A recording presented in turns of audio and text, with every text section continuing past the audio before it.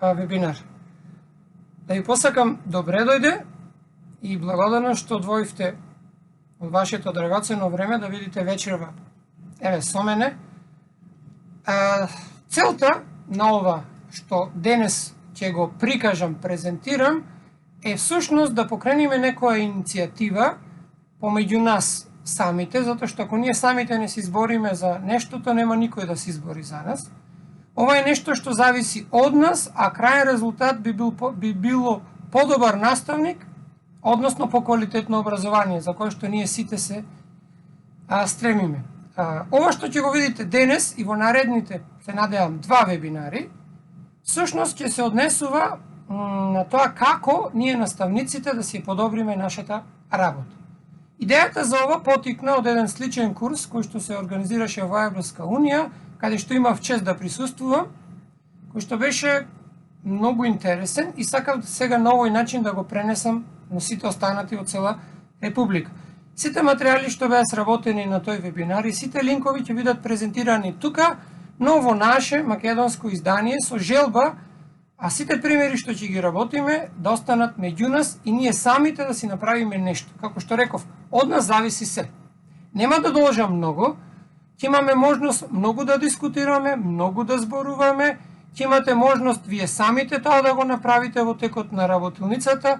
Ќе ви кажам како линковите ќе останат и како планирам сето тоа да тече. Денес, како што гледате од насловот, ќе зборуваме за акциско истражување и како ние наставниците да бидеме истражувачи. Зошто акциското истражување?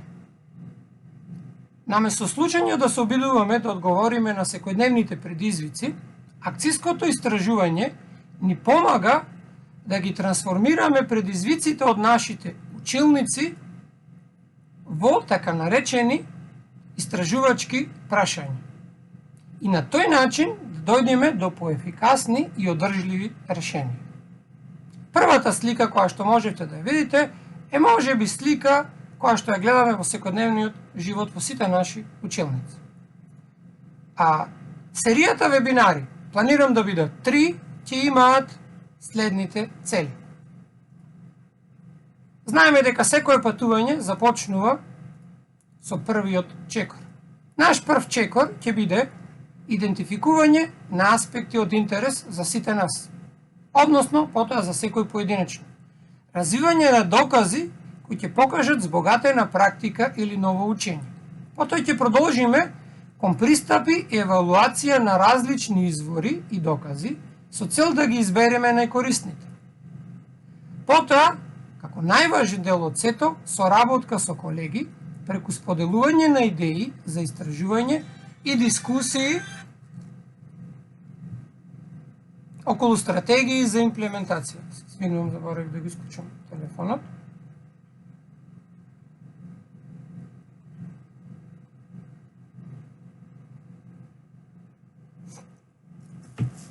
Значи, после соработката со колегите, имаме предлагање на акционо истражување секој од својата област на интерес, негово споделување и анализа. Потоа имаме пишување на извештај од акциското истражување, сето тоа со цел да добиеме покомпетентни наставници. Ова се главните очекувања после серијата од 3 вебинари. А последната точка и предпоследната точка од овие општи цели ќе бидат реализирани после пауза од месец дена после третиот последен вебинар. Затоа ќе зборуваме малку во продолжение. Сега малку, да ги добиеме во интерес, би ве замолил, сите што сте во можност, да раскршиме монотонија, во чет на овој на Teams, ќе ви спратам линк. Исто така го гледате линкот poolev.com/ Игор Богдановски 423. Ово ист линк, јас сега ќе ви го испратам и на Teams, во чет, за да можете побрзо да пристапите до истиот. Кога ќе го пристапите на истиот, ме молам, запишете кој од каде доаѓа, за да се знаеме од каде и се присутните.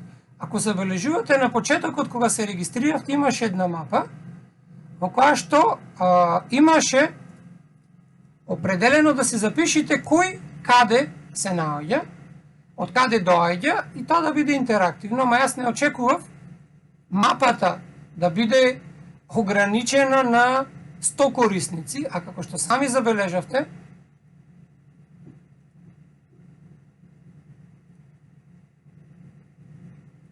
еве сега го отворив гласањето и ќе поставиме некоја секунда додека се собериме, земеме воздух и ова ќе биде отворено до крајот на денешниот вебинар. Можете слободно да се логирате, не мора да пишувате име и презиме и покрај тоа што ви бара на почетокот, слободно запишете кој од каде доаѓа, колку едноставно да разбиеме монотонија. Значи, посетете го линкот, што ви го ставив pol.ev, _, и запишете директно таму, но не во четот, затоа што ова ќе ни остане како, тука забележувам, пишувате сега во четот, но треба да запишете на линкот. Ова е една алатка која што ја промовирам и отвараме можност за во иднина да користиме многу повеќе од нив.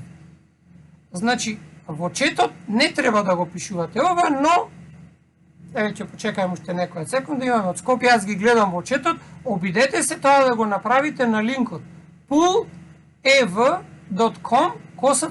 _Игор Богданос и 423. Кога ќе го посетите тој линк, било на компјутер, било на мобилен телефон, треба да запишете ваше име и презиме и да пишете ваше место. Но, ајде сега, ова ќе се научиме во текот на наредните вебинари, како тоа да оде нешто побрзо. Сега го продолжуваме нашиот вебинар. На почетокот, бидејќи секое учење започнува со нешто ново, а јас во првите слайдови, за тие што веќе се поискусни, ќе ви дадам предлог на неколку алатки, кои што можете да ги користите за водење на дневник на активности или дневник на учење или дневник на истражување. Сега во моментот ги копирам, па ми се однапред подготвени, сите овие линкови што ги гледате и ќе ви ги споделам во чат, едноставно за да си ги имате сите пред вас. И уште еднаш повторувам, на овој начин јас се обидувам да презентирам нешто што можеме покасно да го користиме. Сите овие алатки всушност се наменети за водење на дневник на истражување. Секој наставник пожелно е да води рефлексивен дневник. Како што водиме, треба да водиме, тоест, после секој одржан час, рефлексија за часот, така треба да водиме и дневник на нашите активности, особено при акциското истражување.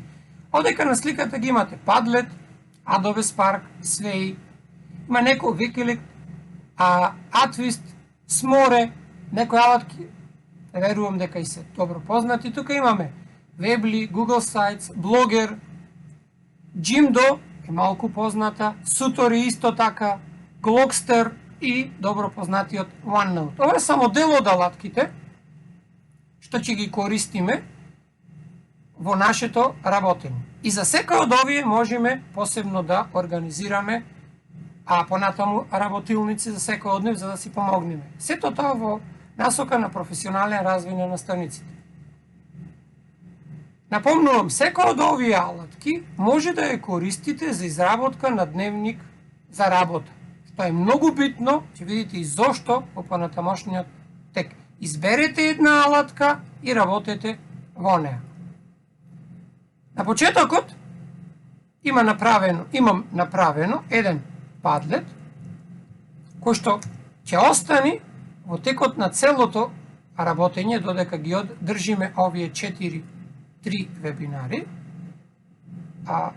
Тој падлет, линкот, и го споделувам во чет, кој што има мобилен телефон, може слободно да го кликне тој QR код и ќе го добие падлетот, ќе го отвори падлетот, во кој што целта на овој падлет, кој што исто така ќе остане до крајот на овој вебинар, и да се запознаеме еден со друг.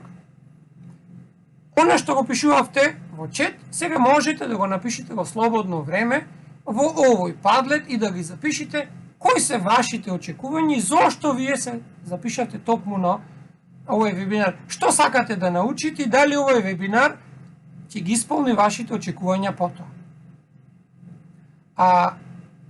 Овој падлет, како што напомнав, и останатите 4 што ќе ги користиме денес, ќе останат активни во текот на сите вебинари. Нема да се задржувам многу на овој слайд, падлетот останува, линковите ќе ги имате во чет и сите линкови ќе ви ги испратам за да ви бидат достапни. Откако ќе запишите, ве молам, затоа што ова останува, можете слободно во текот на утрешниот ден, слободно да ги користите сите овие елементи што ќе бидат споделени, отичени требаат нешто покасно. Сега ќе се запознаеме со целите на овој прв вебинар. Зошто јас тоа се обидов да го направам? Како прва цел ќе ни представува разјаснување на целта и корисноста од акциското истражување. Втора цел ќе биде откривање на различни видови на акциски истражувања. Како трета цел, идентификување на тема за истражување која сакаме да истражуваме. Тоа е најкоја наша почетна идеја, на која што заедно ќе работиме. Потоа имаме четврта цел, воспоставување на етичност во вашиот проект на акциско истражување, за да на крајот да научиме како да водиме дневник. Овој дел ќе го ставиме за некоја друга активност, тука само ќе ги ставиме одечките црти што треба да ги знаете и да ги практикувате. Ајде да видиме што представува акциско истражување како прв дел овој наш вебинар. Акциското истражување, според Хамилтон, представува процес на системско истражување на само идентификуван проблем на настава или учење, за подобро да се разбере неговата сложена динамика и да се развијат стратегии насочени кон подобрување на проблемот. Тука станува збор за учење, како да ги користиме податоците кои веќе ни постојат во нашите училници. Значи не треба ништо да измислуваме.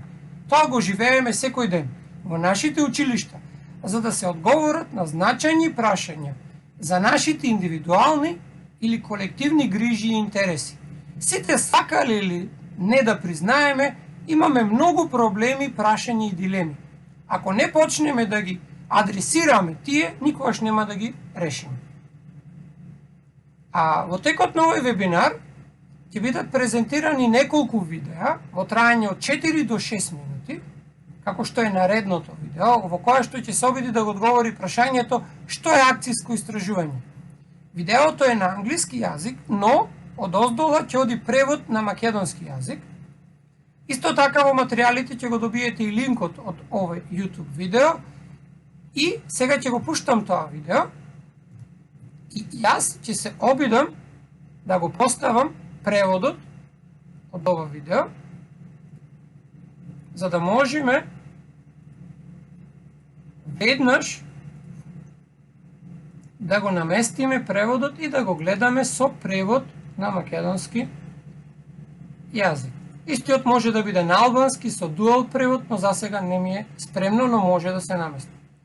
Значи, видеото е кратко, 2 минути, потоа размислете тоа, своите впечатоци запишете ги во патлетите, ќе имаме неколку видеа и ве молам запишувајте ги сите ваши забелешки за кои што сакате да дискутираме покасно.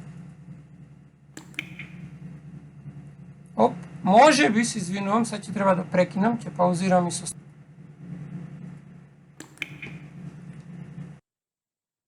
Teaching is a craft. It's both an art and a science, which is why great teachers always experiment and make tons of mistakes.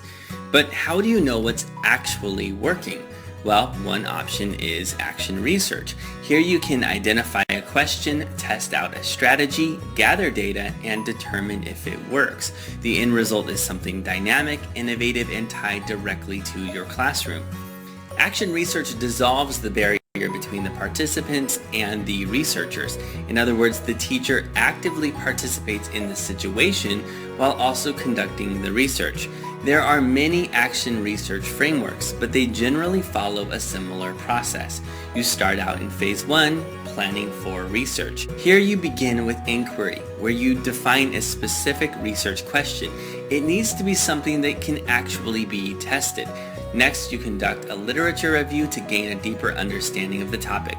Finally, you move into the design process, where you determine your data methods, consider ethical issues, get the required permissions, create deadlines, and set up the systems. Next, you move into the action phase. This is where you engage in multiple cycles of experimentation and data collection.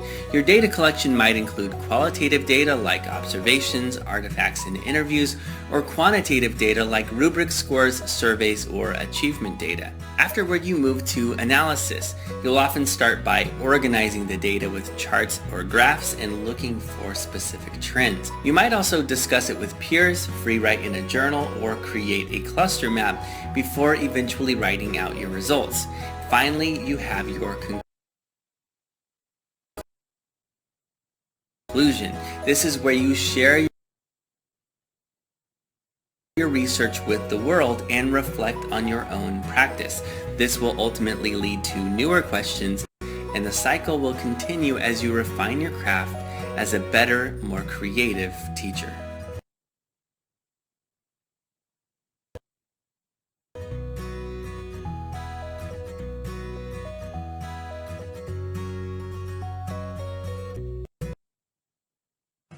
Во она што не очекува.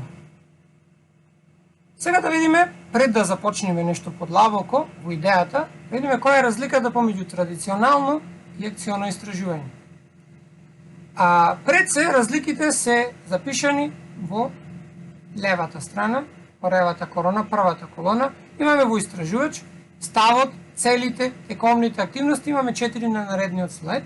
Сега нема овие сите да ги читам, само да видиме дека во акциското истражување, истражувачот имаме се спроведува од страна на наставниците, учениците, едукаторите или раководителите на институциите. Ставот истражувачки при акционото истражување е на себе, на човекот што наставникот што го спроведува, на учениците или на колегите и е цикличен по природа.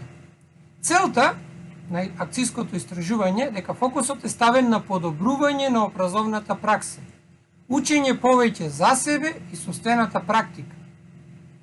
А тековните активности се рефлексија, поставување прашања, предпоставки, читање, превземање на акција, следење на податоци и така натаму.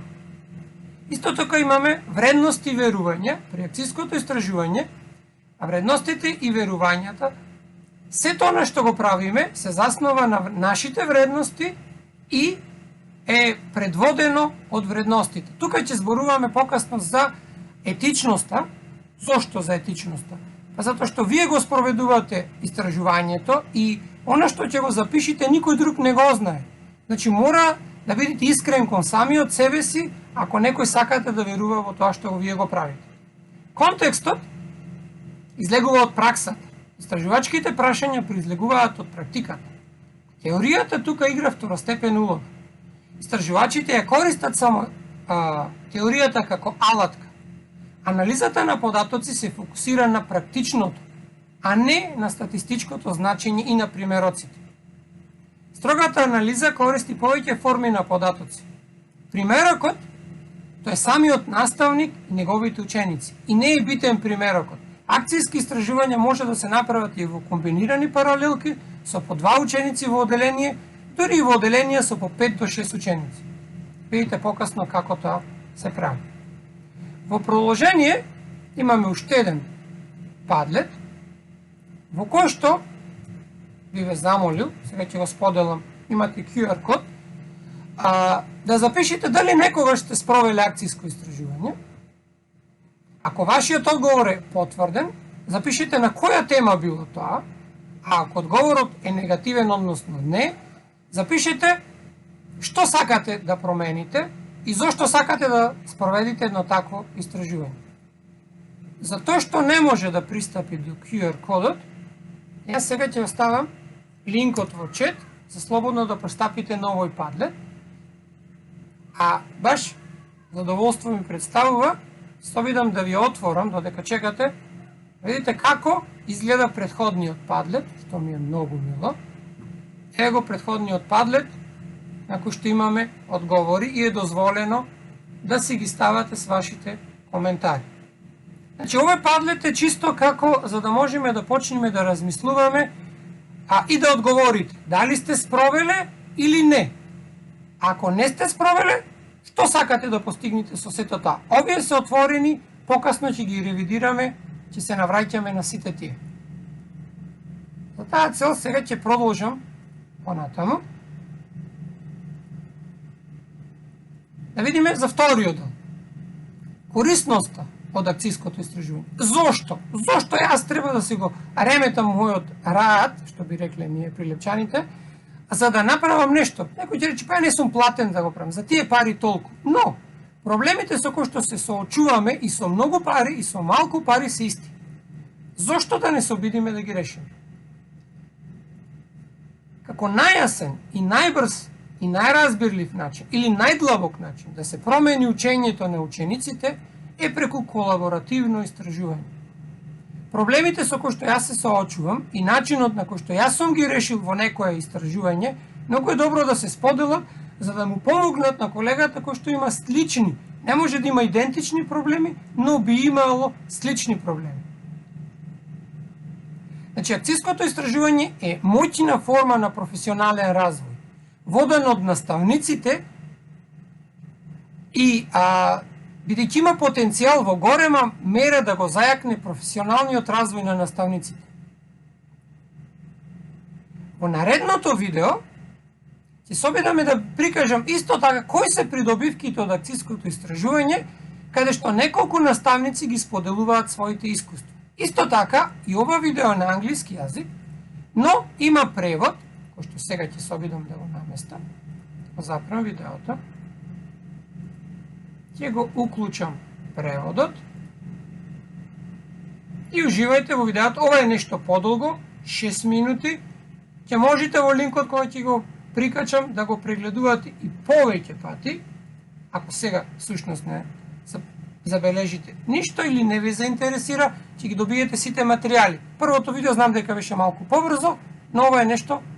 This video celebrates the research experiences of teachers. While their research projects differed, these teachers all agreed on one thing. Conducting classroom-based research helped them to better understand and meet their students' needs. These teachers described their research as critical, necessary, fun and exciting, guided thinking, innovative, transformational, and fun, a doorway to possibilities and professional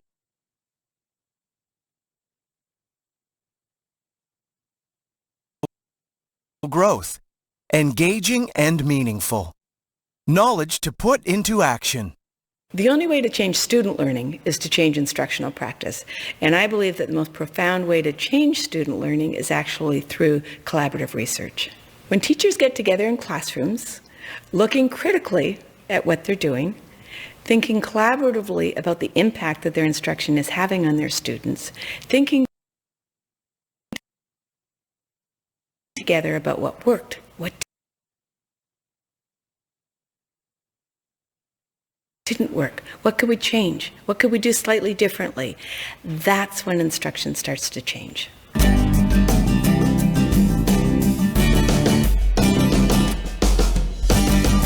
Well, Kelly, being a classroom researcher has really been the best professional learning of my career. I've been a teacher for a long time, and I've always been involved in professional development, workshops, conferences, different symposiums. But being in classrooms with teachers and having that collaborative relationship has really opened up a whole new world of questions and ideas about teaching. And the relevance is that it's in the classrooms with the students, and so you can immediately see the impact Well, I'd have to agree with you. Having the opportunity to be a classroom researcher over the last few years has been just amazing. And quite often when I tell people what I do, the research that I'm taking part in, I tell them that I've won the job lottery, and I really do feel that way. These teachers all intend to keep learning through research. Their success comes from being able to gather and analyze data to find answers to their research questions. So if you were to look at my classroom 4 or 5 years ago even, you would have seen chalkboard, pencil and paper tasks, a lot of really direct instruction with not a lot of student engagement. They were learning, but they weren't learning the way they wanted to learn. So if you're looking at my classroom now, you're seeing technology extravaganza. I have the smartboard, I've got my LCD projector, I use the Smart Notebook program.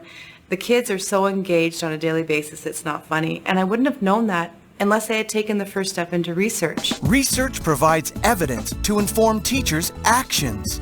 It enables them to understand and improve their practices by answering questions about how to help students.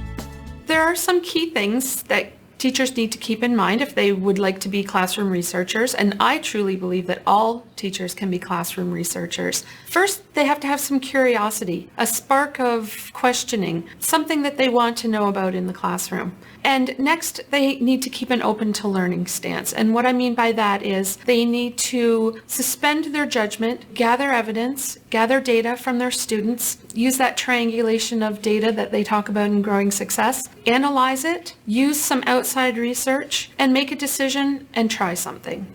And then go back and repeat the process. These teachers gathered many forms of data and researched initiatives they were already involved in, such as teaching with technology, student work study, student voice, and mathematical thinking. Well, the foundation of classroom research relies on uncovering student thinking. And classroom researchers come together with a starting point of releasing our preconceptions about what the students can know and can do. And so how we go about it is we collect a wide variety of student data, audio clips, video clips, pictures of student work, questions and answers about what students are thinking while they work. And that broad landscape of information really helps us into their world of learning and gives us ideas about how we might be able to meet their needs as teachers. Being open to learning through research helped these teachers to dig deeper and learn more about how to support student success. Teachers here found support in turning their questions into research projects through their school boards, or through collaborating with university professors.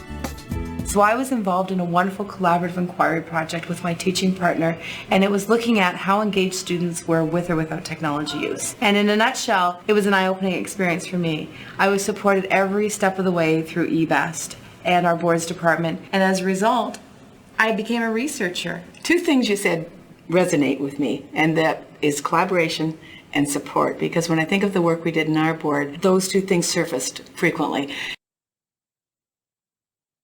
We started with a very small group of teachers. We looked at some research. We were investigating how to teach math differently. So we worked collaboratively in a classroom based on research. They were then paired with a university partner, which was a wonderful experience, and they continued that research. One of the groups actually ended up publishing their research, which was empowering for them and exciting and just an amazing way to share real research with real teachers. Because of collaboration, teachers felt more confident conducting research. And when research questions, collaboration, support, and confidence all come together, real progress is made. Research happens on so many different levels. We can become a community of researchers thinking critically. How are we learning? That metacognitive piece for both students and teachers. And I think all of those things work together in a very synergistic and complex way that moves both teaching and learning forward. At the end of the day, all teachers are searching for ways to support student success. Research is a way to find answers. Every teacher can be a researcher, just like every researcher is a teacher. They are two peas in a pod. And I think that when teachers have questions, when they want to have answers, when they know where to go within their school boards or ministry, they can get the tools to help them move their students and themselves forward. We hope the experiences of teachers who found answers through their classroom-based research will inspire more teachers to connect and become researchers. Working together, we can build a research community that can help you and your students reach new heights.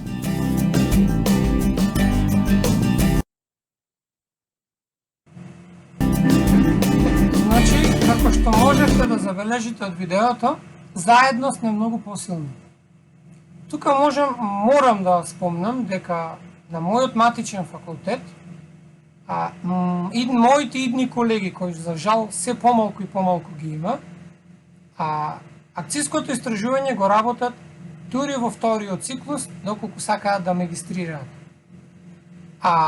Исто така слушнавте од самото видео дека всушност заедно сме посилни, затоа што само на тој начин, преку истражување, можеме да ја подобриме работата и при тоа мораме самите себе си да си помогнеме ако тоа го споделуваме.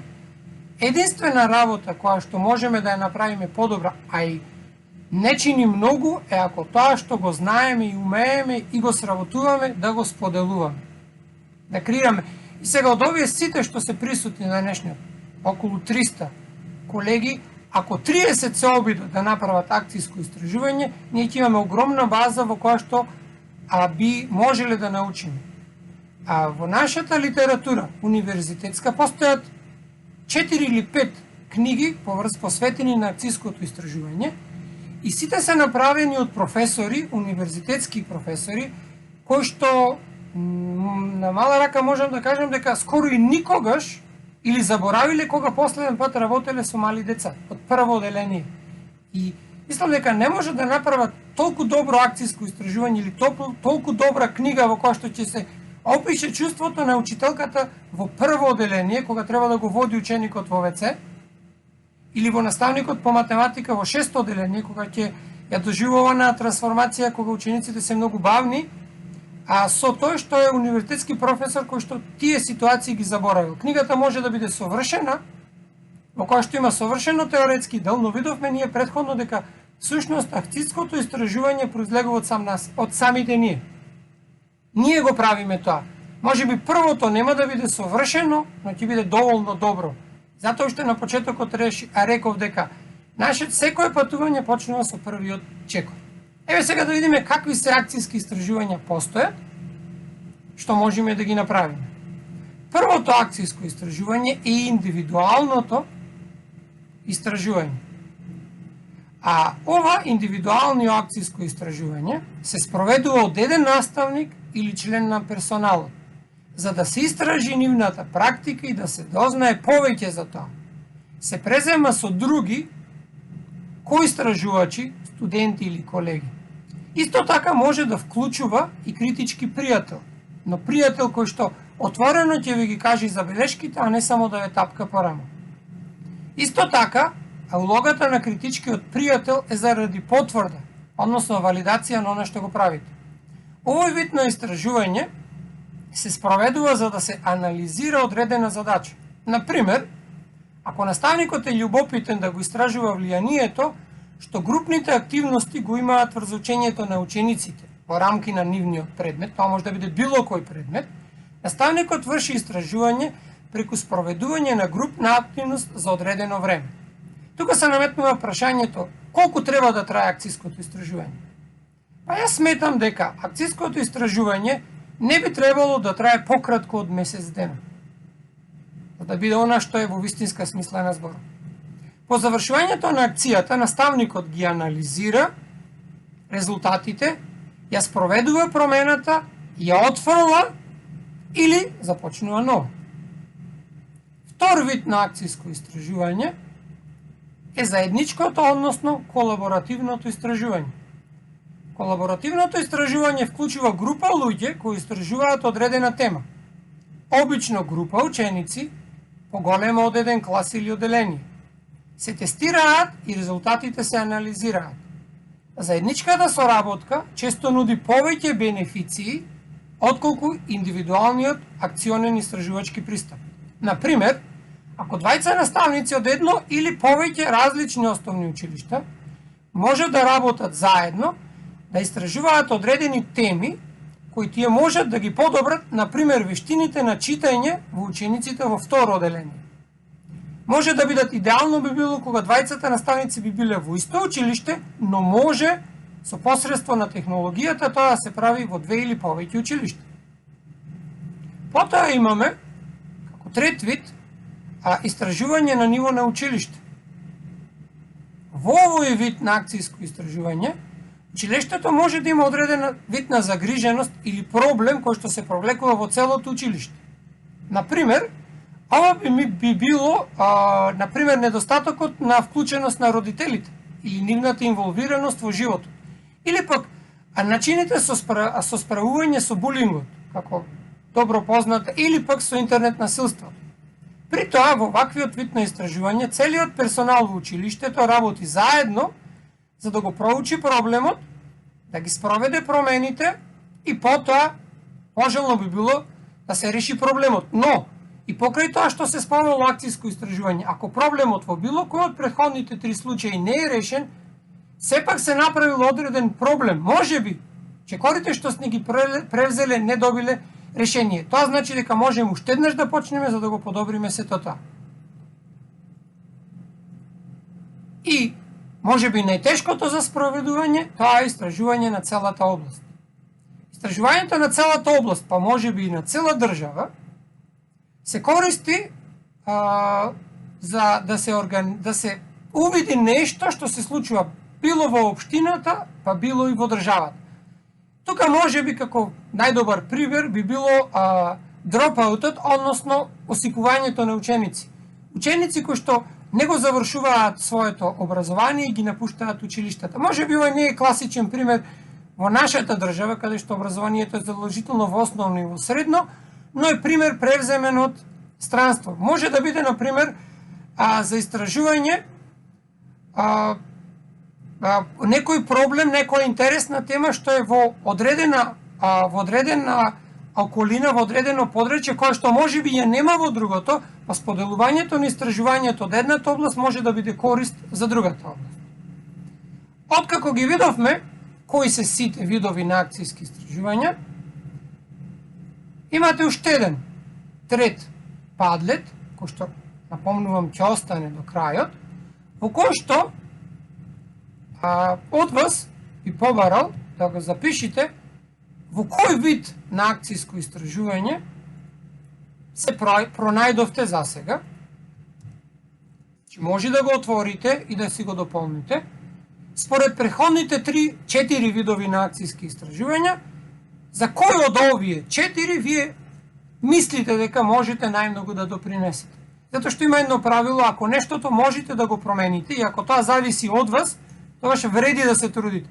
Но ако зависи од некој друг, сметам дека залудно се обидувате тоа да го направите.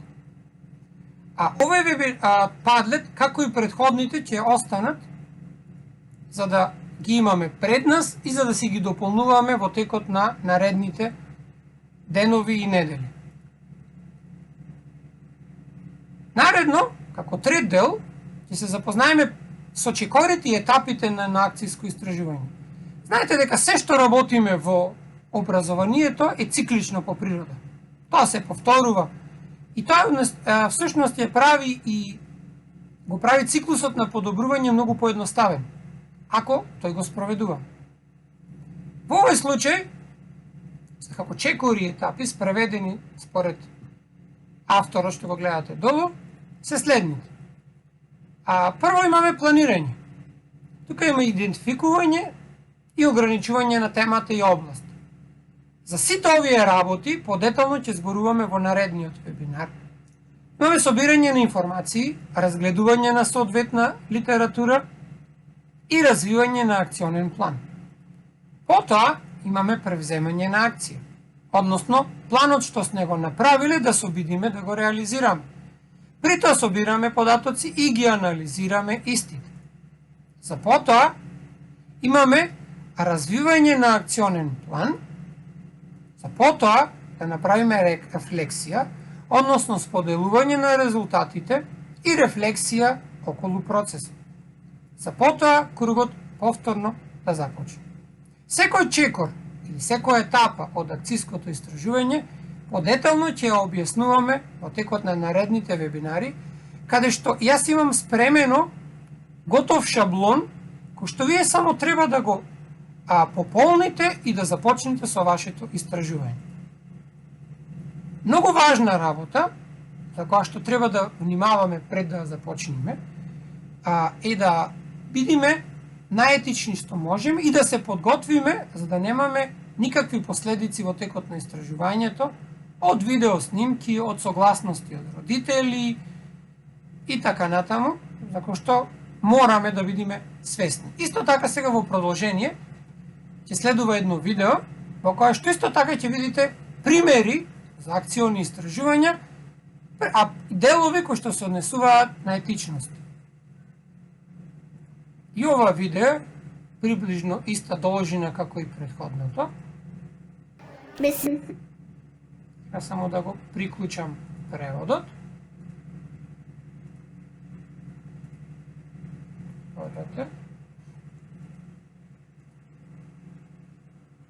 Значи, кога ќе го добиете линкот од видеото, а ќе го пратам во материјалите, вие слободно на истиот начин како јас сега што правам, може да си поставите и превод на јазикот на кој што вие соодвете, например на албански. Сега ќе пуштам. Mrs. A, I have never seen such a small tree. Oh, this is just a seedling, Martha, a baby tree. It will grow tall and strong, taller than you, taller than our school, and become part of our lives by giving shade and oxygen for us to breathe, fruit to eat, and watching over us as we learn. Do we need a bigger school, Mrs. A, or a bigger pot? Don't worry, Stephen. This is just the first step. We will plant this tree outside in a place where it will grow best.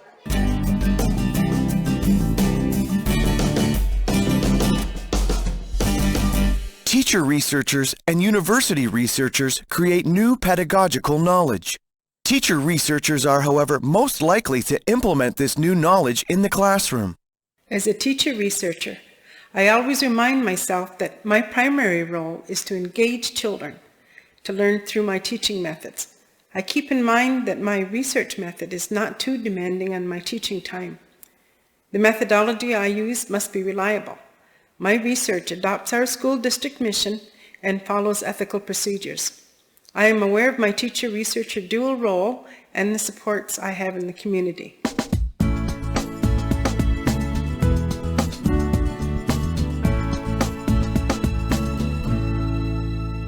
As teachers, we ensure that our classes are safe places to learn. We prioritize, facilitate, monitor and document students' learning and support students' academic and personal growth. We protect students' confidentiality, consider our personal assumptions and biases, and engage in lifelong learning. As educators, we believe there is a continuum between research and teaching, with one informing the others and vice versa. But most importantly, as ethical teachers, we need to consider the human values and acknowledge the diversity around the world. Teaching and research go hand in hand. While some of the teachers' and researchers' roles are very distinct, others are similar, such as obtaining permissions for particular school activities or research participation, protecting students' or participants' confidentiality, reflecting on teaching or research practices, and learning how to improve classroom practice. When am I assessing students' knowledge, and when am I researching? I think that the question is, what is the purpose of my activity? Am I doing my work alone, with colleagues, with university researchers, or with the larger community? Am I going to collect data systematically? What are my methods of data collection? Am I going to share results? If so, who is my audience? As teacher researcher, I am aware of Tri-Council policy research involving the First Nations, Inuit, and Métis peoples of Canada, and that taking time to establish a relationship to engage Aboriginal peoples in research can be mutually beneficial for the welfare of the collective. Teachers are surrounded by numerous data sources: student assignments, observations, student responses, photographs, lesson plans, and even school Facebook. However, is it ethical to use these data for research purposes? Teachers conducting research on students must ask themselves about the benefit of the research to the community, and they need to be aware of the complicity that surrounds research on students due to their diversity and to the social aspects that influence students in their home, community, and schools. We as ethical teachers and researchers need to be responsible as a member of our student community and collect the data and interpret the results while paying attention to our participants' different social worlds in their home, community, and school.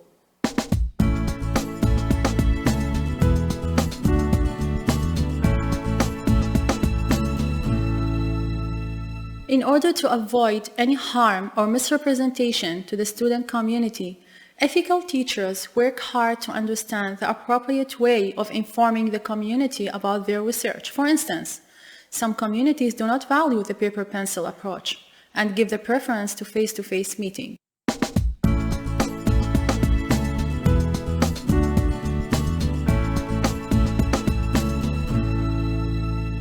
As a teacher, I realize the importance of keeping student information confidential. But what does confidentiality mean for me as a teacher undertaking research in my classroom? I must be a person who can be trusted so that I can gather authentic knowledge, and that knowledge may need to be protected. So I respect the cultural identification of my participants. When collecting video data, I ensure that my students are videotaped from behind so their faces are not seen and their identities are kept confidential. Ethical teachers act as advocates for respectful research. How? They consider the various contexts that may influence their decision to validate the research, such as the language barriers, immigrant students' various challenges, and their insider and outsider role, and may seek the help from an insider or a mediator who can facilitate and help ethical teachers on enhancing reciprocal relationship between the students and their communities. Do you remember way back in elementary school when Mrs. A helped us plant that tree? Sure I do. It was the smallest tree I ever saw. And look at it now. When teaching, research, and ethics go hand in hand, the sky is the limit.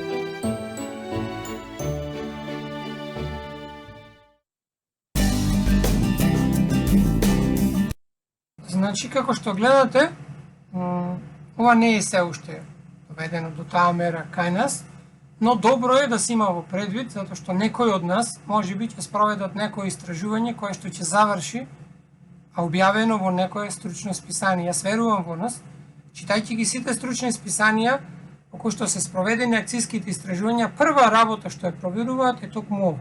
За таа цел, накратко ќе потсетам на она што го можевте да го видите. Доверливоста е од најголема важност за заштита од вклучените учесници. Слушнавте и прочитавте во видеото дека како тоа треба да се направи и зошто е потребно да се имаат сите тие дозволи за да не се случуваат покасно сите тие проблеми што ги имаме.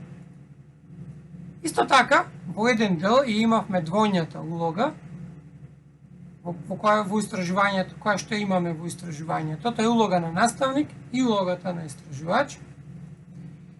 Како наставник имаме на улога да креираме сигурни ученици, да даваме приоритет во снување на учениците, мониторинг, евалуација и така натаму, подобрување на нашата практика како истражувач, споредување на избалансирано и веродостојно истражување, подкрепено со докази, почитување на изборот на учениците, собирање и анализа на податоци и пред се споделување на резултатите од истражувањето.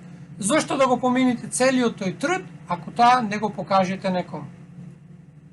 Во пресекот имаме потреба од добивање на дозволи, рефлектирање, заштита на доверливост и пред се учење. Како беше она изреката? Тој што престанал да учи, веќе не заслужува ништо. Човекот учи додека е жив. Потребата од учење никогаш не завршува. Сега да се навратам на почетокот, за истражувачкиот дневник. Зошто е потребно да водите еден таков дневник? За таа цел ќе напомнам неколку елементи. Пред се, содржината. При истражување во училница содржината на дневникот се користи како податок. Тие се разликуваат од информациите, наблюдувањата, записите или другите податоци, што се собираат затоа што мислите можат да се дадат информации за феномените што се испитуваат. Дневникот содржи информации за вас како наставник и истражувач. Што работите и процесот на истражување. И тој е дел од методологијата на истражување.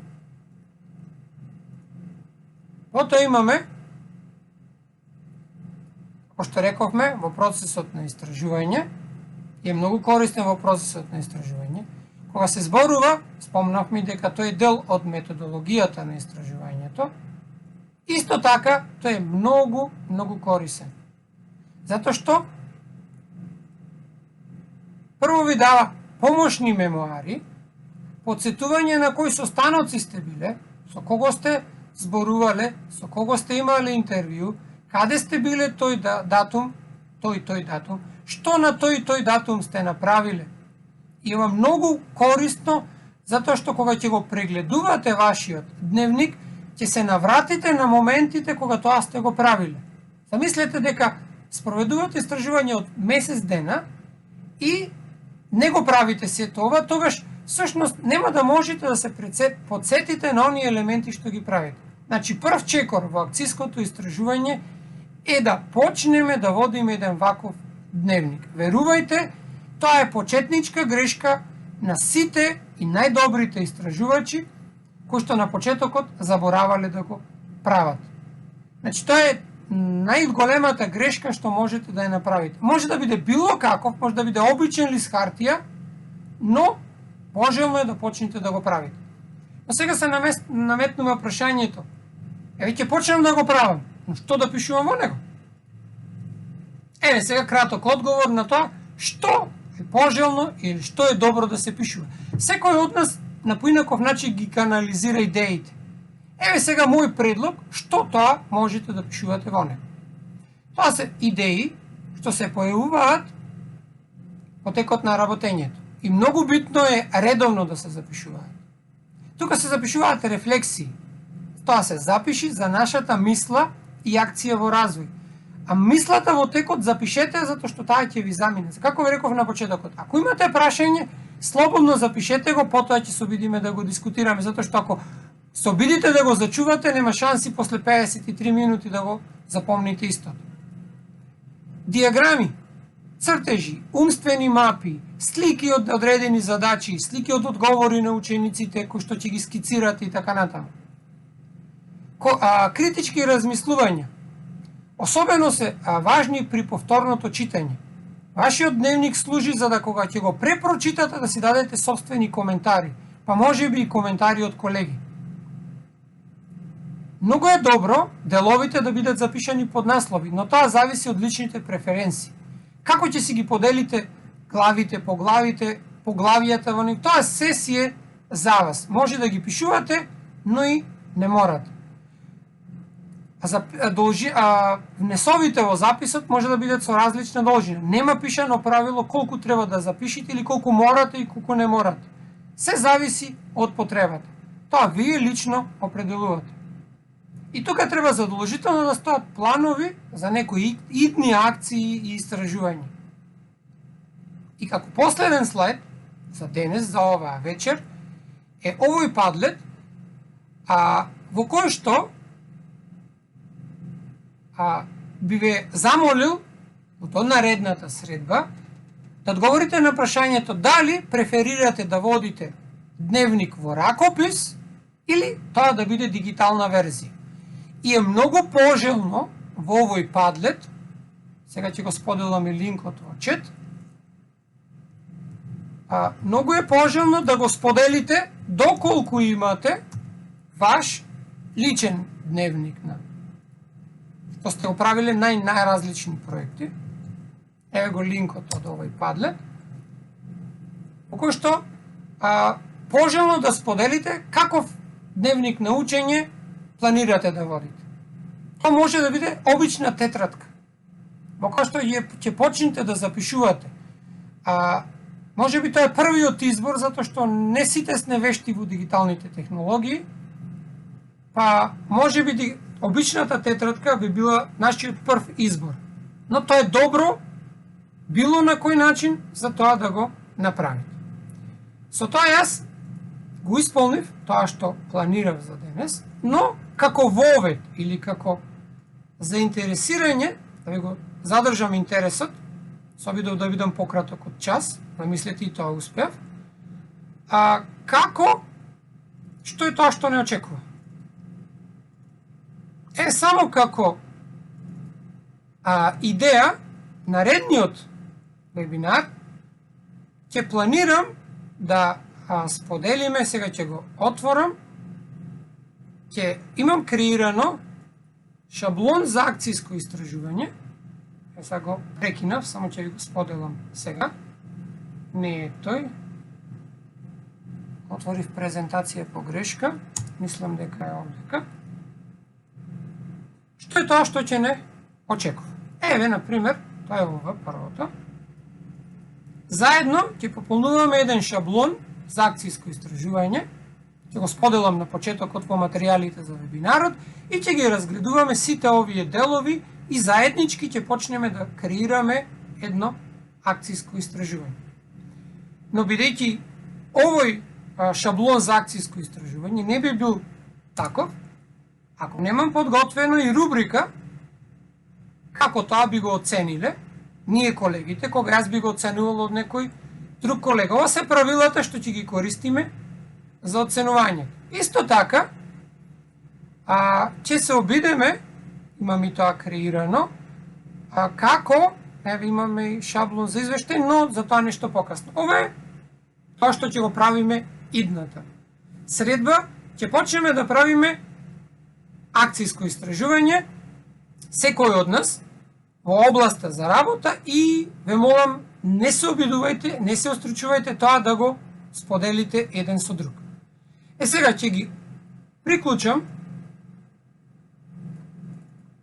можноста на сите од вас да ги уклучите микрофоните. Еве имаме сеат, ќе ги приклучам микрофоните на сите за да можете да се приклучите слободно и да дискутираме. Значи, идејата ми е сето ова, ние заедно да покренаме една иницијатива, заеднички да си помогнеме, да почнеме нешто што навидум е страшно. Ако ви уплашив, не е тоа целта, верувајте, многу е лесно, многу едноставно. Заеднички да направиме некој истражување, заеднички да си помогнеме како тоа подобро го направиме. Еве сега има едно прашање, повели?